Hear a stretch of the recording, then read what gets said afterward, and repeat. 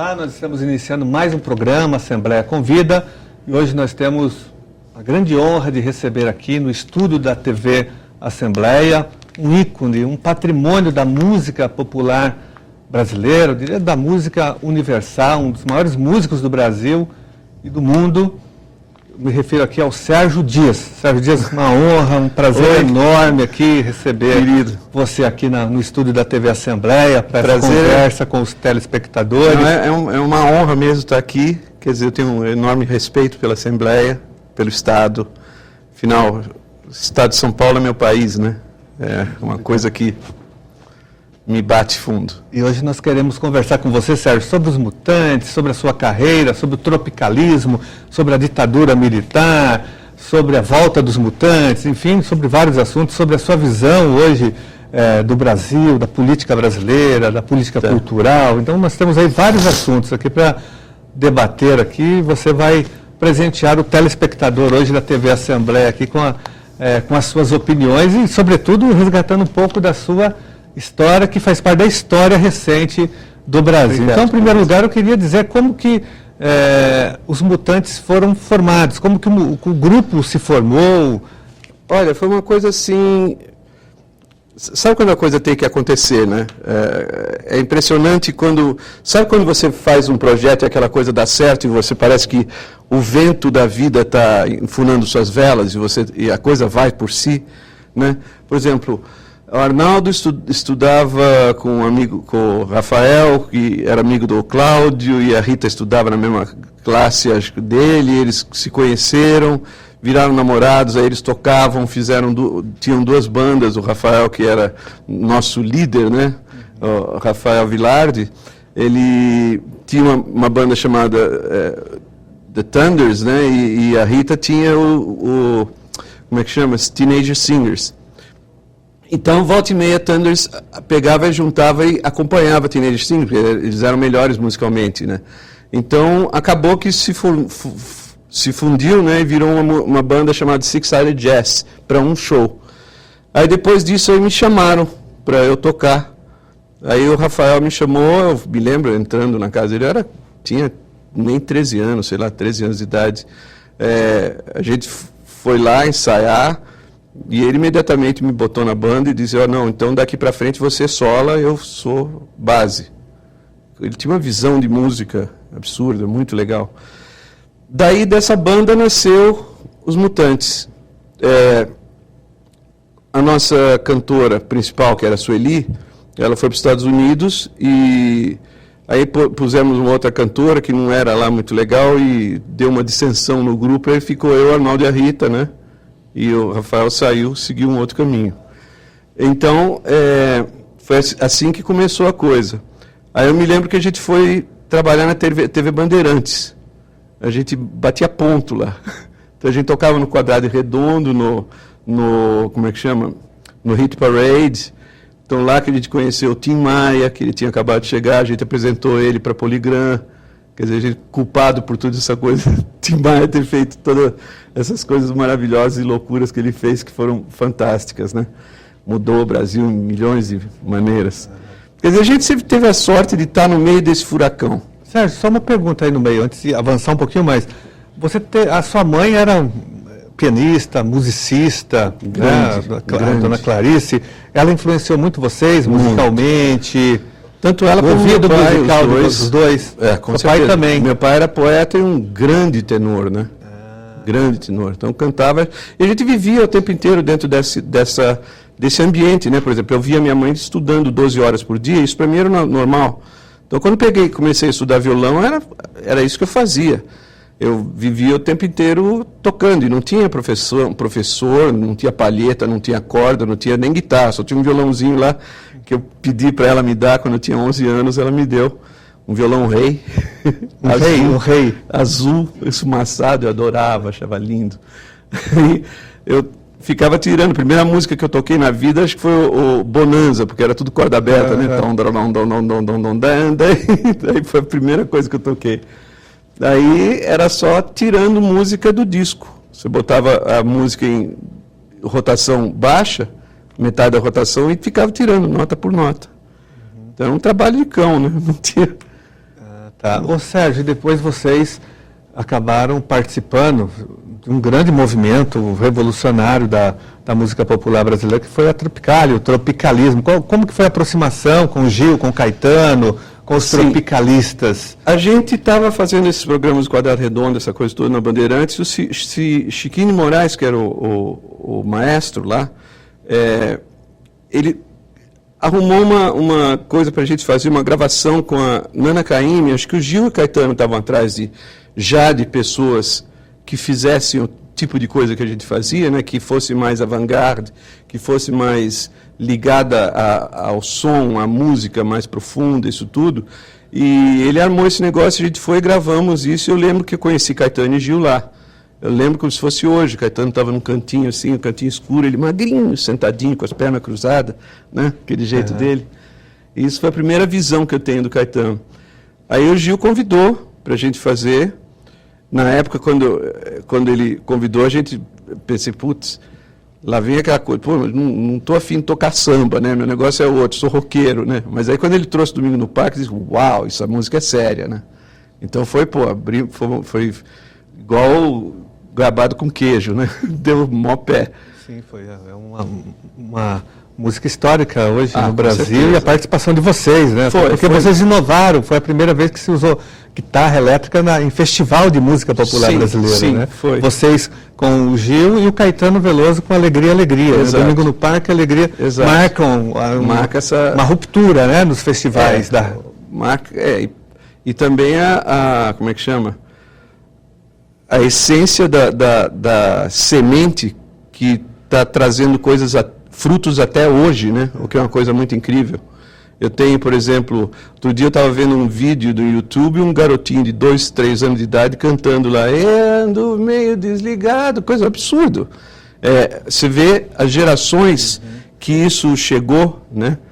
E nos Estados Unidos, no mundo inteiro, finalmente o tropicalismo foi visto, né? E concebido como um movimento e uma compreensão mundial. E quer dizer, a gente chegou, apesar das dificuldades todas, a gente conseguiu influenciar os formadores de opinião na América e na Inglaterra, né? De David Burns até Beck. O Beck fez um disco chamado Mutation, por causa da gente.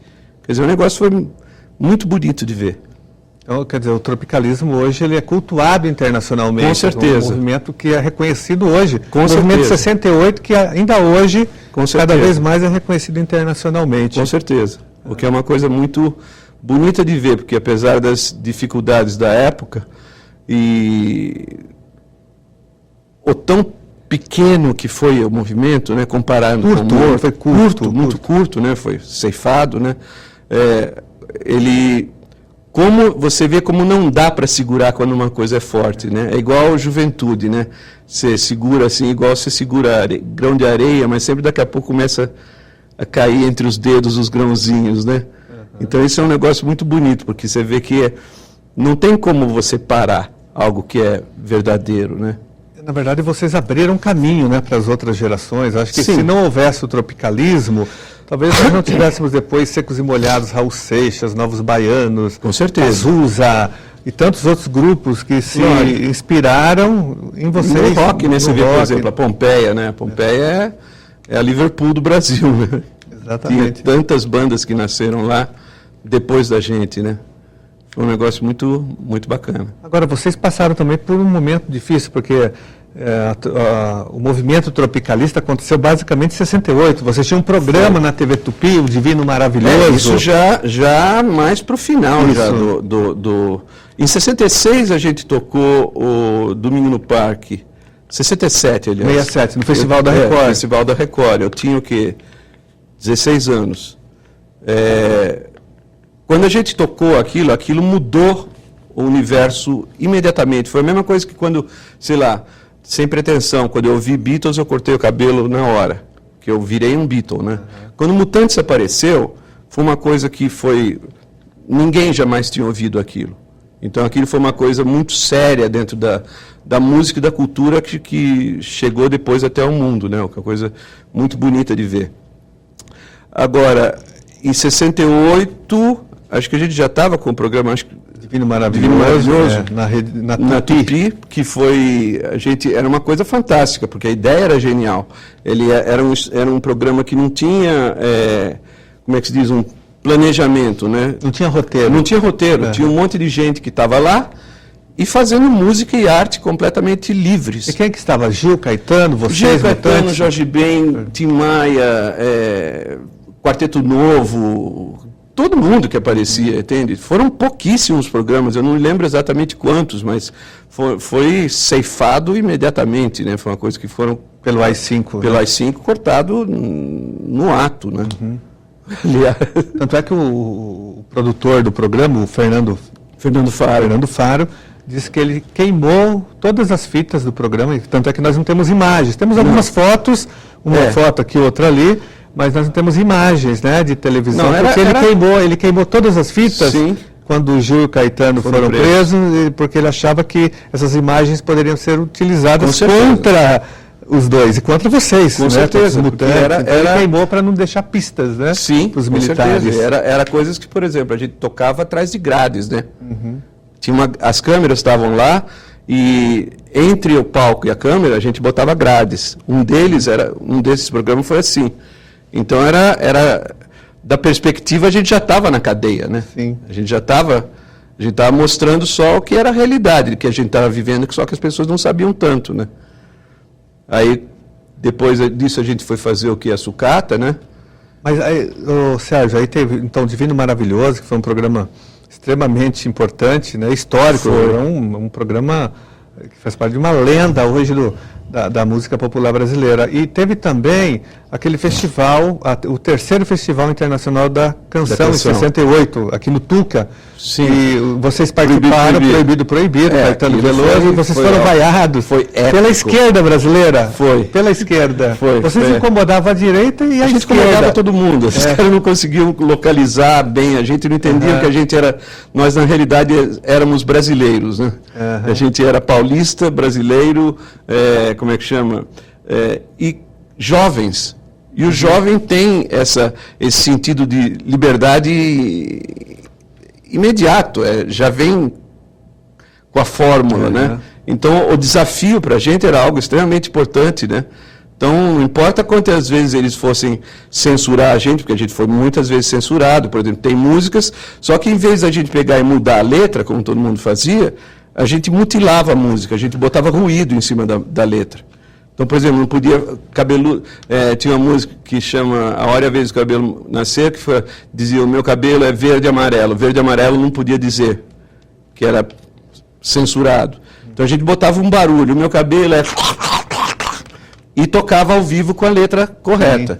Então, se quisessem prender, prendessem. Mas era isso que a gente fazia, a gente não se dobrava, não. E... Vocês foram hostilizados fisicamente nesse episódio do Tuca, porque vocês... Quase. Quer dizer, jogaram de tudo. Jogaram cadeira, ovo. Lembro que explodiu um ovo no meu uauá. Aí vocês cantaram de costas. A gente virou de costas. Eu vi fotos. Sim, viramos de costas. Agora, não foi só uma coisa assim, então vamos fazer um protesto contra... Não, a gente estava de costas para a gente não apanhar, né? Não tomar na cara, né? Então, acerta nas costas, né? E que, na realidade, virou uma coisa fantástica, né? Porque o Caetano faz aquele discurso. Meu Deus, o que o Caetano falou lá, meu Cristo de Deus. Que está registrado no disco. Aquilo eu nunca vi uma manifestação política maior na minha vida. Né? A maneira como ele fez aquilo. Hoje não tem Fernando Pessoa e ele fala aquela coisa toda, Deus está solto, né? E ele canta fora do tom, meio tom acima a música.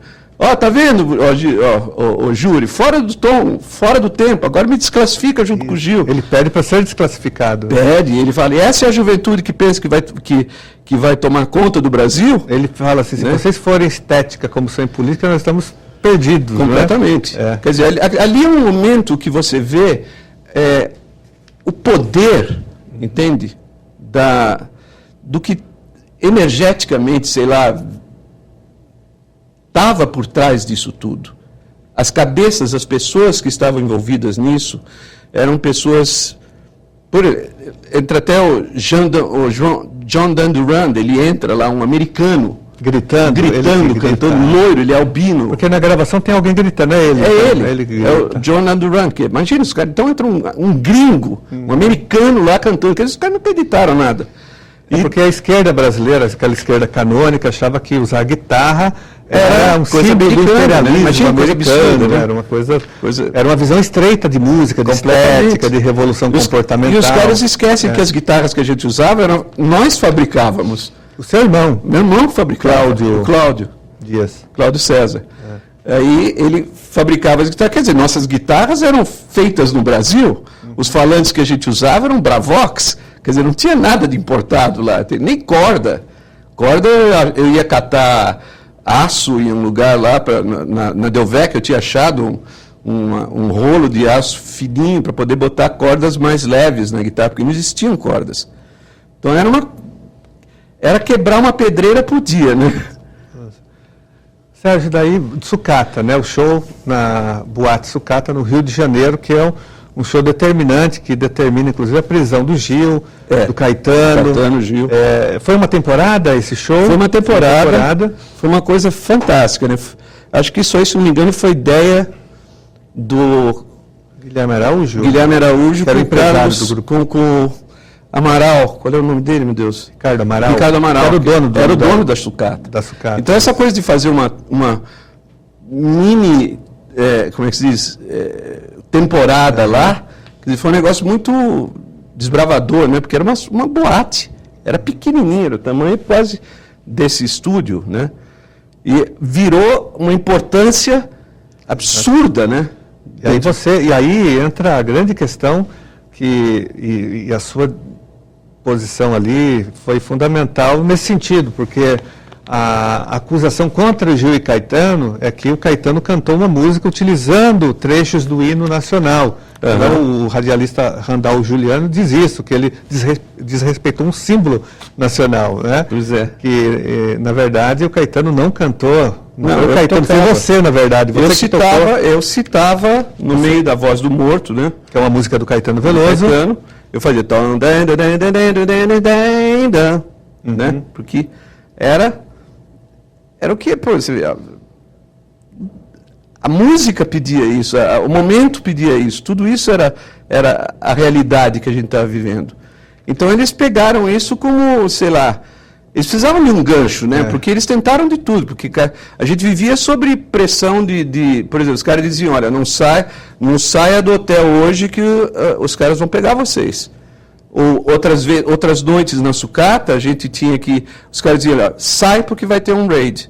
A gente saía e chegava a polícia militar. Então era um negócio foi tipo gato e rato o tempo inteiro. Era uma coisa muito louca. Uma pressão psicológica. Completa. Eu lembro que o Caetano tinha comprado um Mercedes, ele não sabia guiar, era o Arnaldo que guiava. Então a gente saía correndo, fugindo. Então era uma coisa... muito assustadora. Lógico que tinha a excitação da infância, tudo, mas você pensa agora, você diz, meu Deus do céu, que risco eu corri. Ou seja, fazer música naquele momento era risco de vida. Com certeza, com certeza. Pô, quando Caetano e Gil foram presos, a gente pensou que eles iam ser torturados de verdade, mesmo pesadamente. O que eu me lembro que o Caetano me disse é que quando ele entrou no lugar lá, os caras chegaram, como é que você quer que corte seu cabelo, né? Aí os caras cortaram do jeito que ele disse tá bom assim, ele está, tá legal, ok, agora a gente vai cortar do nosso jeito. Aí puta porrada, né? Humilhação total, né? Aí cortaram o cabelo dele de reco, né? Aí foi essas coisas todas foram terríveis, né? Foram muito ruins. Imagina só, Dedé, né, no meio disso tudo, a gente dentro dessa coisa, Guilherme Araújo, a gente estava... A qualquer instante alguém bateria na nossa porta ou a gente estava pronto para ser preso. Né? Essa era a realidade. Ô Sérgio, ao mesmo tempo existiam outros movimentos. Jovem Guarda, de um lado, a música de protesto, tinha outro grupo ali, Geraldo Vandré, Chico Buarque de Holanda, Edu Lobo, Elis Regina. Como que era a relação de vocês com esses outros grupos? Foi muito legal. Por exemplo, eu me lembro quando a gente não tinha esse ranço político, entende? De ser, não, a gente não toca com essa turminha ou não vai com aquele lá. A gente era completamente aberto. O tropicalismo se relacionava com todo mundo. Sim, com certeza. Com João Gilberto, com Luiz Gonzaga, com Beatles. Não era uma cultura importada, era uma cultura brasileira. Porque, o marxismo veio do Marx, os imperialistas vêm dos Estados Unidos e a gente era tropicalista. Isso é, nós éramos brasileiros. A gente pensava no que era legal para nós, né? O que era genial você poder andar, por exemplo, pela Jardim de Alá às 3 horas da manhã e não ser morto, né? Igual hoje você sair às 3 da tarde, né? Quer dizer, tinha essa coisa toda era muito bonita de ver, né? Então esse movimento era uma coisa que eles não entendiam. Eu me lembro que quando a gente foi tocar com o Gil, em 67, quando eu ouvi o Edu tocar o ponteio, fui imediatamente lá do outro lado. Agora eu não sabia que tinha o lado esquerdo e o lado direito do palco. Quando eu cheguei lá, os caras foi puta um choque, né? Aí ninguém entendeu nada. O que estava fazendo esse cara do outro lado de lá? Você estava na esquerda. E eu pedi, escuta, me mostra essa música, que linda, né? Aí ele mostrou assim, quer dizer, foi um negócio gozado, um sentimento que eu não entendi na época. Entende? Como? O que é isso? Que coisa estranha é essa? Né? Era uma coisa bem gozada mesmo. Aí eu lembro das coisas da CCC, os caras dando tiro de Winchester nos caras como é que chama? Da Uni? Da Uni lá embaixo, né? O Mackenzie, né? Sim, a briga da USP do Mackenzie, pô. Na Rua Maria Antônia.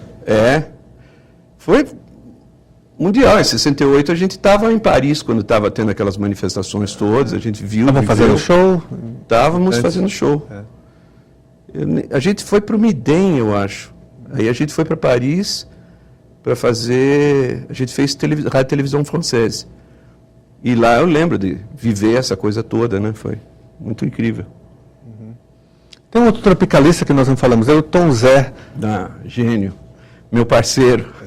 É genial, porque quando eu conheci o Tom Zé, eu não tinha nem idade, nem intelectual, nem nada, para nem começar a conversar com o cara, né? Porque ele tinha, 6 anos de diferença de mim. Isso naquela época era um absurdo, né? Intelectualmente não dava. Então eu só tocava, mas minha expressão maior era musical, né? Letras eu fazia, por exemplo, eu fiz das primeiras letras que eu fiz foi da música do João Danduran, que é o Dia 36, que eu fiz ela inteira. Agora, Tom Zé volta a ser meu parceiro, agora quando a gente lançou o primeiro disco depois do retorno, né? O Raí, que ele fez junto comigo a maior parte do disco, em termos de canção, composição e tudo. Foi muito legal. E o Rogério Duprá também, que foi um maestro importante no movimento. Deus do céu, em tudo, né? Rogério Duprá era um iluminado, né, cara? É uma pessoa que... A gente fala de Buda, fala de Jesus Cristo, essas coisas assim, são muito ligados à religião, coisa assim.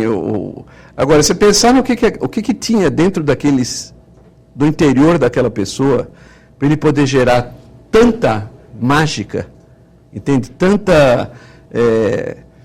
Quebrar tantas barreiras, trazer tanta novidade do nada, isso é que é a loucura, né?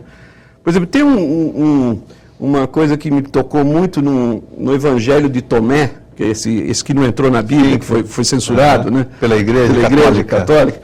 Que eu li uma coisa que ele diz assim: se a alma foi feita por causa do corpo, isso é uma coisa fantástica, né? Isso ele falando do lado humano, né? Agora, se o corpo foi feito por causa da alma, aí é a maravilha das maravilhas, né? Agora ele diz, né, Cristo, eu me maravilho em como é que esse ser que pode habitar nesse vazio. Meu Deus do céu, isso há 2000 e tantos anos atrás, como é que pode? Eu nunca tinha conseguido ter uma relação muito humana com o Cristo, né, com Jesus. Aí me pegou. Aí eu disse, opa, esse cara era de verdade. Porque quando o cara me vem com uma dessa, tapa na orelha, né? Maravilhosa. Sérgio, nós vamos fazer um rápido intervalo aqui, voltamos em seguida aqui com aqui com essa conversa maravilhosa aqui, onde você está presenteando aqui o telespectador da TV Assembleia com toda essa retrospectiva aqui da música popular brasileira, dos Mutantes, do tropicalismo e da música brasileira. Olá, estamos de volta com o programa Assembleia Convida, entrevistando hoje aqui o músico, o compositor, o cantor Sérgio Dias. Sérgio, estávamos aqui falando aqui sobre tropicalismo, ditadura militar, AI-5, enfim, citamos aí vários nomes importantes desse período histórico. Agora, de repente, vem o AI-5, né, em 68, acaba o movimento tropicalista, o Gil e Caetano são encarcerados, são exilados. E como que fica a situação dos Mutantes a partir de aí? Foi terrível, né? Porque a gente, pela primeira vez na vida, acredito que a gente começou a realmente ter medo, né? E esse medo atingia a gente, né? Porque quando se fala de uma possibilidade é uma coisa, quando você vê uma realidade é outra, né? Quando você vê Caetano e Gil, que seria, meu Deus, como isso pode acontecer? Os dois em cana, e você sabendo que você é o próximo da lista, né? Então era muito difícil. Foi muito difícil. Havia uma pressão, um terrorismo psicológico em cima de vocês. Com certeza, absoluta. E pra gente, a gente ficou sem rumo também, né? Porque, porra, nossos líderes foram jogados para fora do Brasil. E com isso o nosso movimento, né? Tudo isso foi completamente devastado. Então o que sobrou depois não tinha comparação com o que estava acontecendo antes, entende? Então foi um debandar imenso, né? Quando prenderam Caetano e Gil, foi um golpe de mestre da parte deles, de como cortar a cultura dentro do Brasil, né? Agora, você estava me falando agora há pouco que entrou de novo uma lei que é para ter de volta a música e a arte dentro das escolas. Isso é um sonho, né? Porque eu me lembro de estudar no Caetano de Campos e ter o canto orfeônico. E o que os militares fizeram foi devastar com a cultura de um povo inteiro, entende? O que você faz com isso? Você arranca a cidadania, você arranca suas raízes, você arranca tudo. Então eu estava pensando, por exemplo, a diferença que seria eu hoje, se eu estivesse começando hoje, com quem eu estaria dividindo o palco? Entende? Ou dividindo lá, como, por exemplo, o backstage, né? Como é que se diz? Antes de você entrar no palco. Eu me lembro de garoto, estava lá, estava quem? A gente estava para entrar num programa, estava Elis Regina, estava como é que chama? Meu Deus, deu branco. Jair Rodrigues, Caymmi. Jair Rodrigues, Caymmi. Eu lembro ele mostrando música para mim. Então era uma coisa fantástica, né? O nível de gente era espetacular. César Camargo Mariano, entende? Músicos de um nível altíssimo, né? Baden Powell, era todo esse quilate, Edu Lobo, Chico Buarque, todo mundo estava lá, vivendo e convivendo. Isso é que era o grande barato, né? Hermeto, né? Márcio Montarroio estava dentro dessa história toda. E hoje em dia eu vejo, por exemplo, imagina uma criança que nasça hoje, não tem acesso a esse legado, né? Quer dizer, depois que o último programa que teve, mais ou menos, foi o Som Livre Exportação, mas que era completamente já, como é que chama, domado, né? Não era uma coisa que era... Já com censura. Com censura, com tudo, mas a lei aprovada, Sérgio, é justamente isso, a lei que nós aprovamos no Congresso Nacional e muda a lei de diretrizes e bases da educação nacional, é justamente para resgatar a história da música popular brasileira. Isso é né? Colocar o nosso aluno em contato com o Noel Rosa, com o Cartola, com a Carmen Miranda, com os ritmos musicais, com os Mutantes, com o tropicalismo, com a bossa nova, com o Luiz Gonzaga, com o Vinícius de Moraes, com o Tom Jobim, com todo mundo. Angela Maria, todas. Com os movimentos e com as grandes expressões da música popular brasileira, tanto os cantores como os compositores. Essa é a ideia, né? Com certeza. Principal, que todas as escolas possam desenvolver um projeto de resgate da nossa música. Isso é uma coisa muito bonita de ver. Eu não sei quem aprovou, mas muito obrigado, mesmo. Não, teve toda uma luta, um movimento social pressionando o Congresso para que... Maravilhoso. É uma reivindicação histórica, né? Com certeza. Isso para a gente as pessoas não estão entendendo ainda, porque o problema é que a gente está vivendo uma política do medo e da corrupção, que foi o pior legado que esse golpe deixou com a gente, né? A corrupção e o pavor, né? Eu chamo de o ato institucional número 7. Que você, por causa de medo de polícia, de bandido, de tudo isso aí, você se isola. Os carros, tudo carro blindado, você vive dentro de um condomínio cheio de arame farpado, tem cara com arma, um cacete. Parece Colômbia, meu. Numa boa. Eu fui para Colômbia e me lembro. Era uma barra pesada, e o Brasil está assim. Então, e não é uma coisa que se restringe a São Paulo e Rio. Eu lembro de um tempo atrás de ir para a Bahia, a Lourdes ia sair com a bolsa, o cara, mas nem sonhando, o cara do hotel diz, não saia com a bolsa. Que isso na Bahia, meu? Isso é impressionante, né? Quer dizer, no Sul está tendo um monte de problemas, quer dizer, é um negócio de um país inteiro que foi completamente devastado por esse golpe de Estado que gerou uma insuficiência, como é que chama?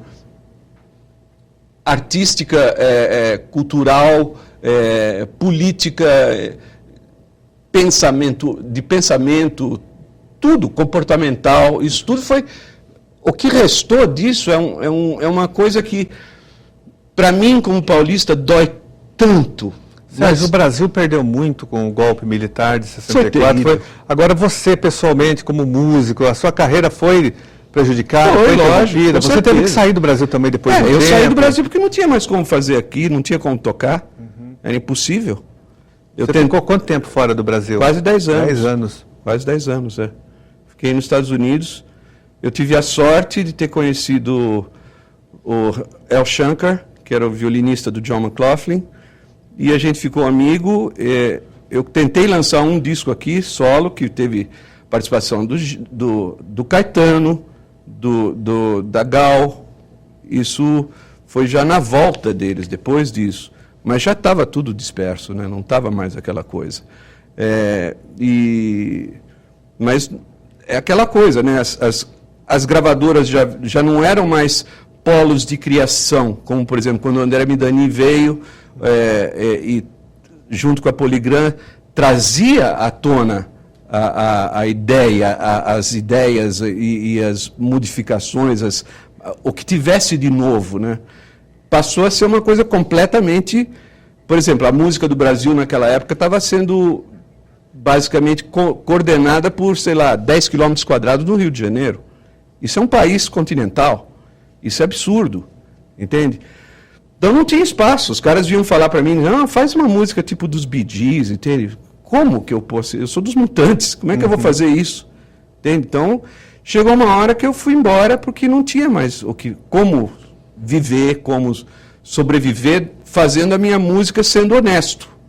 E eu não tinha como eu me degladiar a esse ponto. Você não queria se violentar, Não tinha como, quer dizer, a violência já foi feita, né? Mas... sair do país foi uma coisa muito difícil para mim. Tive síndrome do pânico, 5 meses depois que cheguei nos Estados Unidos, síndrome do pânico.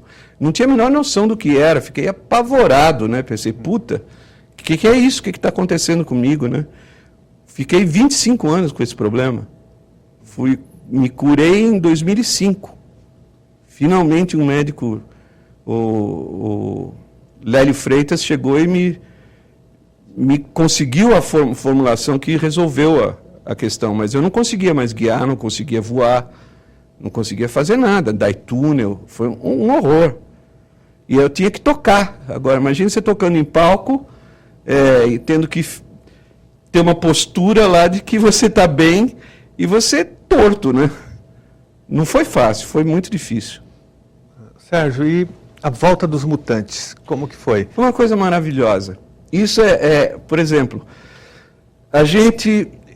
eu tinha tocado na Inglaterra em 2005 e voltei para o Brasil. Logo depois, não sei quem eu comecei a receber e-mails dizendo, escuta, vocês vão voltar, você vai tocar de novo na Inglaterra? Eu disse, que legal, aonde, como? Os caras no Barbican, mas com os Mutantes.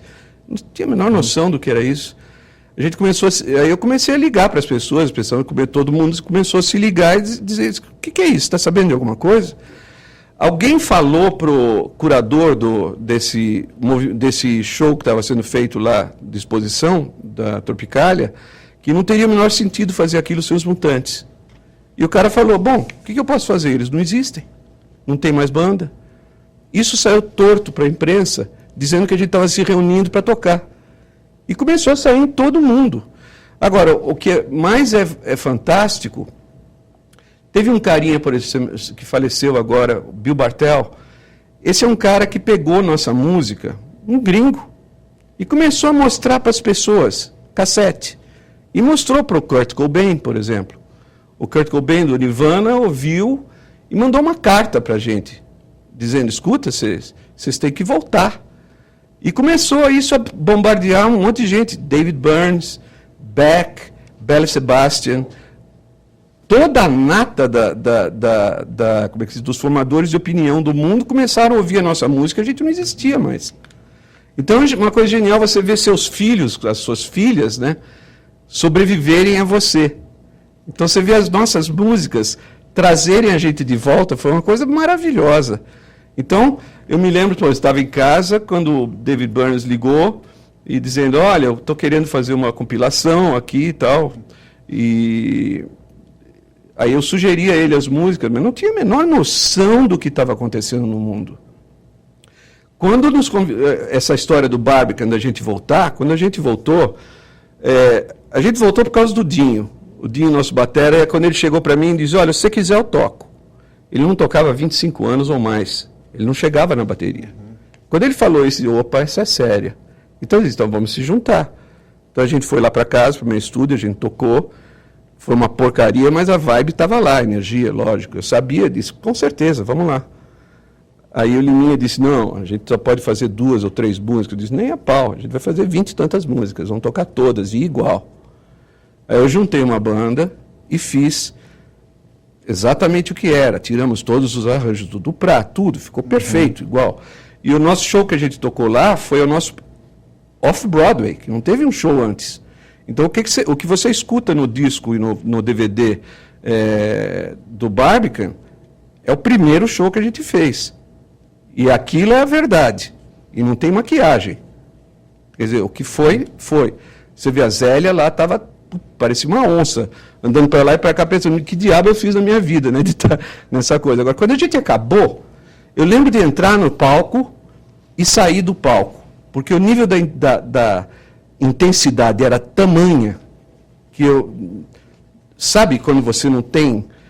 A coisa tem um movimento, uma movimentação na qual você não tem presença de tempo? Eu lembro que depois que a gente saiu do Barbican, do palco, a gente descia 3 andares para ficar no camarim. E foi um barato, a gente curtindo lá. O povo, a gente não sabia, ficou 15 minutos de pé, gritando, mutantes, mutantes. E depois disso, nunca mais isso parou. Aonde a gente foi, tem sido assim. Vocês têm corrido o mundo, em vários países? Vários países. A gente tocou de Singapura à Austrália, da Austrália a Canadá, Canadá, Estados Unidos inteira, Europa inteira. Brasil, quando a gente voltou, finalmente a gente veio tocar só em 2007, aqui no show do Ipiranga, que tinha mais de 80 mil pessoas.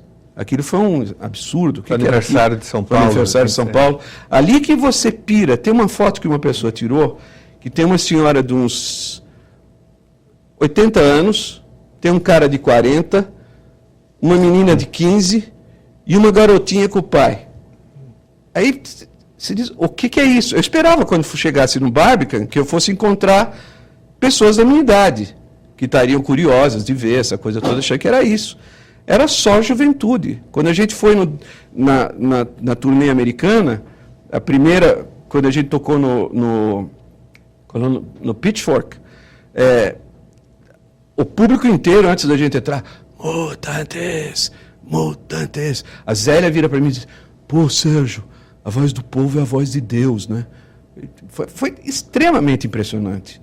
E daí, até agora, a gente tem tocado sem parar. A gente acabou de lançar o segundo disco, né? Quer dizer, ele lançou o do Barbican ao vivo e DVD. Aí lançamos o Raí, que foi em português. Essa foi fantástica, né? Porque a gente lançou ele em português. Agora, imagina você tocando em Nova York, tudo bem. Mas você ir parar no meio de Lawrence, Kansas, que é no meio do meião dos Estados Unidos, onde só tinha loirinho de olho azul, redneck mesmo, e você lançando um disco, tocando 6, 7 músicas em português novas, que os caras nunca tinham ouvido, e os caras não arredaram o pé, e ficaram lá. Foi o lugar onde a gente mais vendeu merchandising até hoje. Foi uma coisa impressionante. E a gente tem voltado ao palco, tipo... A gente fez uns shows aqui no Brasil agora que eu tive que voltar 7 vezes ao palco. Isso é uma coisa impressionante. E eu estava com pneumonia ainda. Pô, foi uma coisa muito louca, mas não tinha como não ir. Porque é muito bonito você ver a sede que as pessoas têm. E isso acontece não só aqui, mas pensa bem em tocar em Singapura, bicho. Não tem um cara que não seja assim. E o cara não fala nada de português, não tem a menor noção. E você é chamado para lá. Agora a gente está com um show marcado na Polônia. Imagina, vou conhecer lá o lugar do Lech Walesa, do Papa, do Solidarnosc, essa coisa toda. E tá um cogitando para Tel Aviv, agora, para o meio do ano. Quer dizer, uma coisa eu não tenho como parar, porque quando eu vi isso, quando eu vi essas crianças todas, aí te dá um senso de responsabilidade que não tem como você fugir disso, entende? Porque é muito maior do que você. Então você tem que servir, não tem saída. E é um negócio que é uma bênção, não tem dúvida. Tudo que eu talvez pudesse ter sido feito na época, entende? Mundialmente falando, porque quando o Mutantes foi tocar, por exemplo, em Paris, e a gente gravou um disco lá, a Polygram Internacional nos convidou para ficar lá, na Inglaterra. Eu não sabia disso. Isso foi falado para o Arnaldo. E o Arnaldo e a Rita decidiram que não. E eu não sabia. Se eu soubesse, eu ficava. Porque a gente teria tido... Vocês fariam uma carreira internacional. Com certeza. Em vez disso, a gente veio para fazer som livre de exportação. O que eu achei uma enorme toca. Entendeu? Eu sou aventureiro. Eu vou atrás da Terra Nova. Então, essa coisa teria sido uma coisa fantástica, eu acho. A gente estaria tocando com Cream, com Hendrix. Tenho certeza que a gente iria ter encontrado essa turma. Entende? Quase encontrei o George por causa do Ravi Shankar, né? Que eu conheci ele, foi meu grande mestre. A minha vida é muito louca, ela é muito comprida. Sérgio, e só Mutantes, mas você também tem uma carreira solo, né? Tem, acho que você participou de vários também, eu sei que você participou de várias gravações com Gil, com Caetano, você participou do disco muito do Caetano Veloso, né? Em várias faixas. Sim. Você até me disse agora, mas uma que eu gosto muito é da música Terra do Caetano, que você toca. Pô. Lá foi um momento muito... Ele faz uma homenagem a você no verso, no disco, ele fala disco de mim, que é uma coisa que... O Caetano ele tem uma... É uma generosidade, né, que você não encontra realmente por aí. É um cara que sabe dividir, né? Por isso ele recebe tanto. Então esse que é o grande barato. Essa é a magia do Caetano. E do Gil você, por exemplo, gravou em várias canções com ele, mas Não Chore Mais, que é um grande sucesso, você toca com ele, eu toco com ele. Naquela época eu gravei com muita gente quando eu cheguei no Brasil. Eu não sei quando foi isso, que época que foi. 79? 79? Então foi antes de eu ir. 78. Foi logo antes de eu ir. Porque Mutantes tinha parado, né? Porque não tinha mais sentido, nem como continuar. Aí eu gravei com um monte de gente. Gravei com a Rita, gravei, sei lá, todo mundo. E aí, tocando a sua carreira solo também, né? Eu lancei o primeiro disco, foi aqui, foi aquele pela CBS. Quando eu lancei esse disco, o Ed Offord, que era o produtor do Yes, veio para o Brasil. E me puseram em contato com ele, que ele estava querendo mudar para o Brasil. Eu apresentei ele para todo mundo, da Globo, da Som Livre, etc. Tal. Ele mudou de ideia em uma semana. Aí eu ia lançar esse disco e eu pedi para ele, ele era o meu, de quem eu era fã no Yes era ele, porque era o rei do som, da tecnologia, ele que criou tudo, né? Daquele movimento. Então eu convidei ele, escuta, você não quer fazer a mesa para mim? O cara fez. Aí depois do show ele me disse, olha, se você quiser, eu produzo você. Aí foi a gota d'água. Aí eu fui para os Estados Unidos, ele produziu esse disco, mas eu tinha muito sotaque. Na época, isso era uma barreira imensa, era intransponível. Ele morria de rir comigo, que ele falava spaceship, né? Então ele desenhava um carneirinho com elmo de espaçonauta, né? Em vez de spaceship. É coisa que é tão sutil, né? Que a gente não percebe, mas naquela época era uma coisa bem difícil. Agora, você vê o que a Tropicália fez dentro desse movimento indie inteiro que a internet trouxe, que é abrir as portas e a fronteira das línguas e tudo. Porque, por exemplo, nos anos 80, você ia num show do Prince, você via meia dúzia de brancos. Você ia num show do Van Halen, você achava uns 4 neguinhos lá, e olha lá. E isso era assim, era completamente dividida as fatias, né? Então, isso agora não. Hoje a gente vê a gente tocando em português em todo lugar do mundo. Isso é uma coisa muito bonita de ver. Sérgio, nós estamos infelizmente aqui com o nosso tempo aqui esgotado. Eu quero agradecer novamente aqui a sua participação, a sua presença, que eu tenho certeza que é uma data histórica aqui para a Assembleia Legislativa. Poder te receber aqui, né? É uma grande honra mesmo para mim, Carlos. Você não sabe, acho que você sabe, você é das poucas pessoas que sabe o quanto isso é importante e o quanto isso vale para mim. Entende? Por exemplo, esse momento aqui com vocês, para mim, vale mais do que, sei lá, se eu estivesse na BBC. Porque eu estou dentro de casa, aqui é São Paulo, aqui é minha casa. Eu sou resultado disso tudo. Sou resultado de vocês, de tudo isso que nos criou. E o Brasil, a quem eu continuo tentando servir da melhor maneira que eu posso, que é fazendo música e continuando a apresentar coisas novas, né? Principalmente, porque o Jagger falou que não iria estar com 50 anos cantando Satisfaction, né? E a gente estava lançando o disco, ele estava na mesma cidade em Las Vegas, tocando Satisfaction, né? E a gente lançando um disco novo. O que é uma coisa genial, porque é uma banda viva. E isso eu fico feliz de ter conseguido. Sérgio, muito mesmo obrigado e continue sempre fazendo essa boa música, nos presenteando e sendo essa pessoa maravilhosa que você é. Então, eu agradeço aqui em nome da Assembleia Legislativa a sua participação aqui no programa. Eu agradeço a vocês, porque vocês são a única esperança que a gente tem.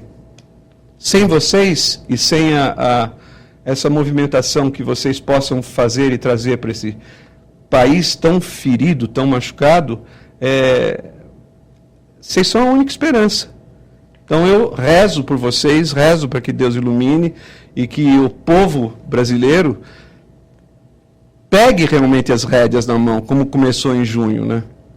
Isso foi uma coisa que eu estava nos Estados Unidos, quando eu vi aquilo, eu disse, finalmente, né? O povo na rua. Eu tinha visto a primeira vez aqui, quando o Senna morreu. Que tinha gente desde do aeroporto até aqui, né? Isso. E ninguém combinou. Então você via a cola que tinha, né?